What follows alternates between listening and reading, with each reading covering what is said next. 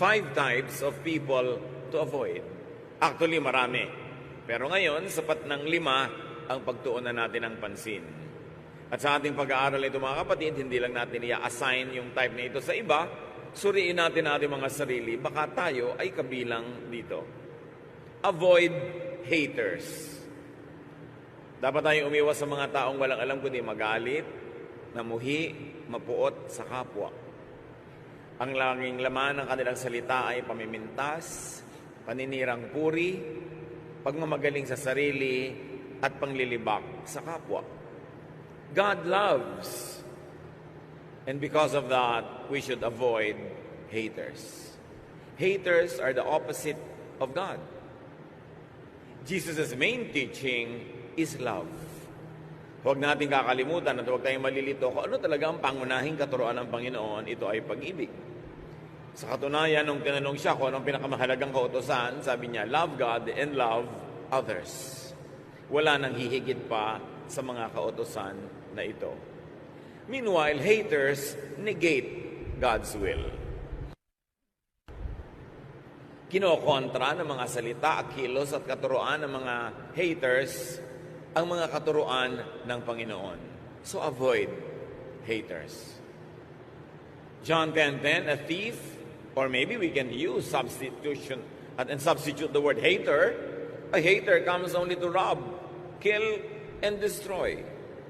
I came so that everyone would have life and have it in its fullest, Jesus says. Ang mga taong mahilig mamuhi ay hindi kontentong namumuhi sila. Gusto nilang ihawa ang lahat ng pwede nilang ihawa, idamay ang mga pwedeng idamay. Ang mga galit nila sa mundo, sama ng loob, sa mga naipong mga suliranin at kabiguan ng kanilang buhay, ay nais silang iganti, ibunton kahit kanino na lang.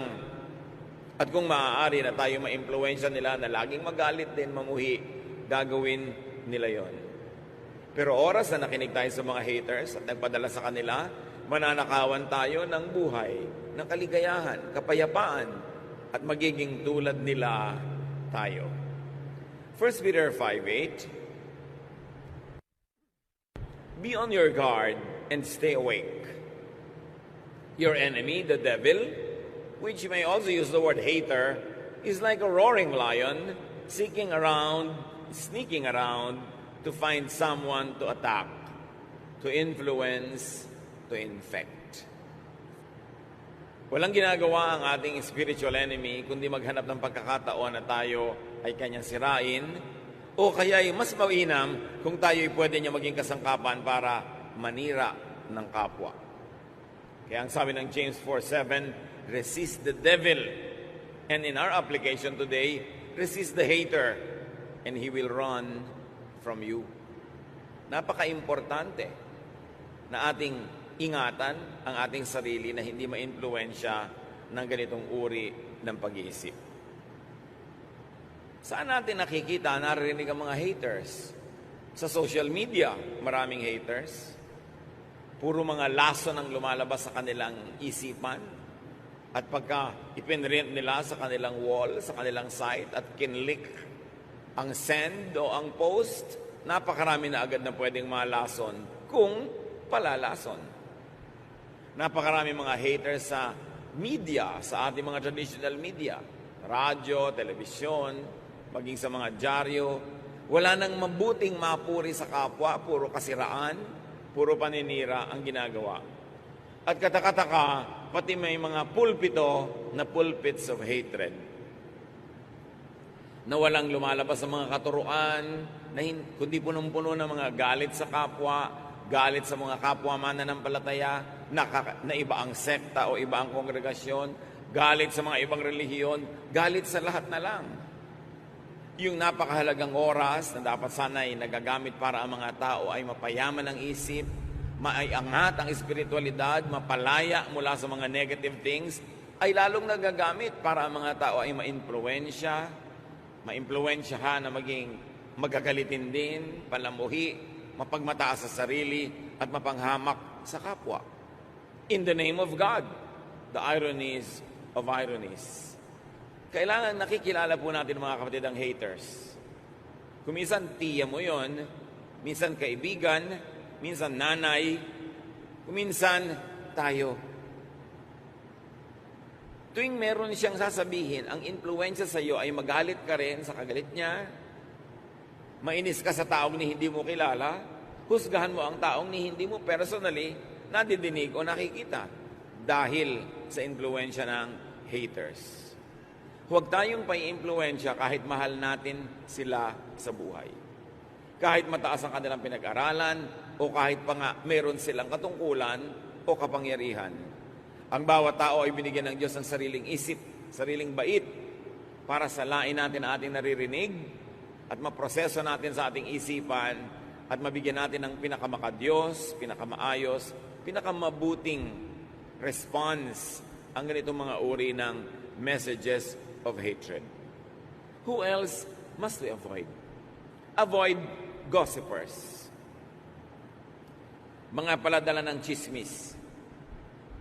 Sari-sari mga alimuom na nakukuha sa lupa ang gusto nilang ilipat sa ating isipan. Proverbs 16:28, gossip is no good.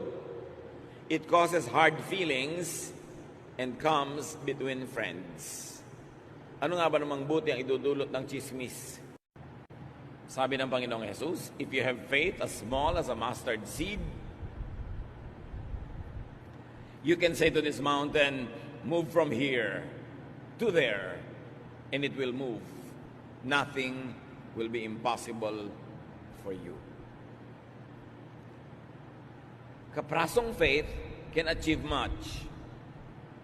Huwag kayong papayag na inyong faith, inyong pag-asa, yung inyong energy, tanggalin ng mga negative thinkers. Huwag kayong pumayag na inyong pananalig, tanggalin ng mga walang pananalig. Na ang inyong pananampalataya ay pahinain ng mga ayaw manampalataya. Kasi ang pananampalataya, kayamanan. Yan ang pinakamahalaga nating kayamanan.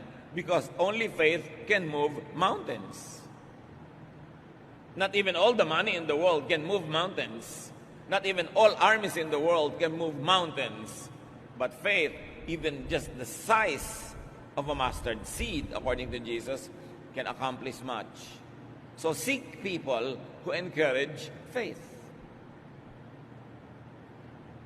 Makibarkada kayo, makipag-usap, makigrupo sa mga taong nagpapalakas sa inyong pananampalataya, hindi doon sa nagpapahina. Makinig kayo doon sa nagpapainit ng inyong paglapit sa Diyos kaysa doon sa mga nagpapalamig. Makinig tayo doon sa nagbibigay sa atin ng pag-asa, hindi ng takot. Dahil ang taong natatakot, lalong natutupad yung kinakatakutan niya. Seek people who encourage faith because they empower you. Seek people who empower, not those who weaken you, not those who weaken your resolve, not those who blind you with their bitterness, not those who will discourage you from loving, from believing, from hoping. These are the people who will set you back. They are not happy being set back themselves. Magdadamay at magdadamay sila. Avoid people who negate faith, who weaken you. Yung gustong sirain yung pananalig mo, wala naman siyang ipapalit na superior. Gustong sirain ang pag-asa mo, wala naman siyang ibinibigay sa ibang pag-asa. Yung gustong pigilin ka sa ginagawa mo, wala naman silang ibinibigay na alternative na pwedeng gawin na mas mabuti. Na pag nakinig ka sa kanila, you will just stop in your tracks and drop dead. Wala namang ibang ipinapalit. Makinig sa mga taong may bagong ideya. Kung yung ideya, sound, maganda, nakakapagpalaya, nakakapagpayaman ng isip, nakakapagpabait, maganda yon. Pero yung pinipigil ka sa pananalig mo, pinipigil ka sa inaasahan mo, wala namang ipinapalit na maganda, anong ipapalit niya? Vacuum, emptiness, bitterness. Be careful. And avoid naggers. Yung mga yakiti-yakit na, walang tigil ang bunganga, daldal ng daldal. Hindi naman lahat ng nagger, ibig sabihin lang pinapagalitan ka o sinisita ka. May mga nagger na wala lang tigil lang kadadaldal. Parang makina, mga bibig. Nakakapagod kasama. Meron ba kayo